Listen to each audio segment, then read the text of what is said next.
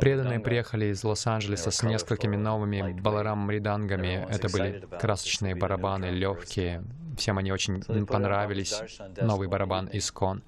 Однажды вечером они положили барабан на стол Прабхупады, и все затаили дыхание в ожидании его реакции. Он ловко сознанием дела ударил в него, сыграл пару болов, талов и откинулся на спинку. «Он мертвый», — констатировал он.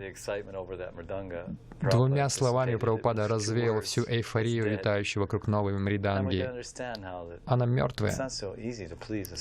И мы поняли, что не так легко удовлетворить духовного учителя. Все нужно делать правильно и качественно, потому что отношения между учеником и гуру состоят в том, что гуру хочет вскрыть совершенство из глубин наших сердец. Как женщина в деревне пахтает молоко, чтобы извлечь из него масло. Однако, если она бросит работу на полпути и скажет: «Я сделала свою работу достаточно», масла не будет. И я увидел, что он пахтал каждого в этой комнате, особенно производителей мриданги. Больше предания. Вы еще не достигли совершенства, вы должны пахтать больше, чтобы в итоге получилась совершенная мриданга, или совершенное подношение, или совершенное чистое сердце.